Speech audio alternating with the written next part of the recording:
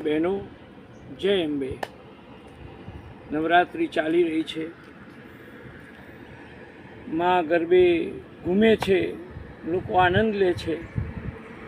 પણ મારે દુઃખ સાથે કહેવાનું થાય છે કે કેટલાક સાધુ, કેટલોક વર્ગ એવો છે કે એ નવરાત્રિની નિંદા કરે ને નવરાત્રિ વિશે ગંદા વિધાનો કરે।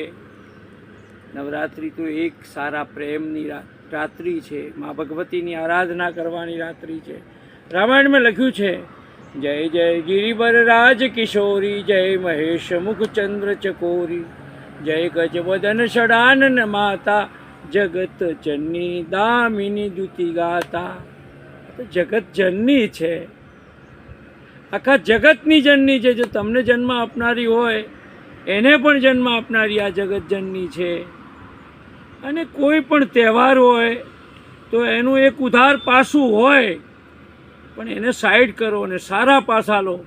તમારી હાથમાં ચાકુ છે, પણ ચાકુથી તમે શાક બી કાપી શકો છો અને કોઈનું ખૂન કરો। ચાકુનો દોષ નથી, દોષ તમારા હાથનો, તમારા મગજનો, તમારા હૃદયનો, તમારા વિચારોનો છે। એટલે નવરાત્રિને જે લોકો બદનામ કરે છે, આંખોમાં એક કવિએ કહ્યું છે, કાગા સબતન ખાઈયો, ચુન ચુન ખાઈયો માંસ, દો નૈણા મત ખાઈયો, જ્યાં પીયું મિલન કી આશ। જે બે આંખોથી પરમાત્માના દર્શનમાં, ભગવતીના દર્શન કરવાના છે, અને એ સમયે આપણી વિકૃતિઓને દૂર કરવાની છે। સૌંદર્ય પામતા પહેલા સૌંદર્ય બનવું પડે। કવિ કલાપી વર્ષો પહેલા કહી ગયા છે, સૌંદર્ય પામતા પહેલા સૌંદર્ય બનવું પડે। સૌંદર્ય વેડફી દેતા નાના સુંદરતા મળે। હસો, ખાઓ, પીઓ, મોજ કરો, જાડા પહેરો, ઝીણા પહેરો, પહેરો મલમલ સાચા, રૂપિયે ગજકા મશરૂ પહેરો, તોય મરણ કેરી આશા।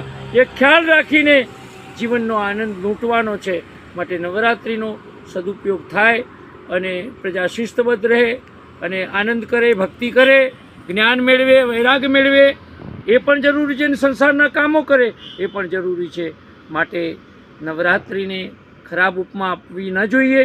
નવરાત્રિ તો મહાન પર્વ છે, સનાતન ધર્મનું મહાન પર્વ છે। ચાલો આપણા પર્વોને સારી રીતે ઉજવીએ।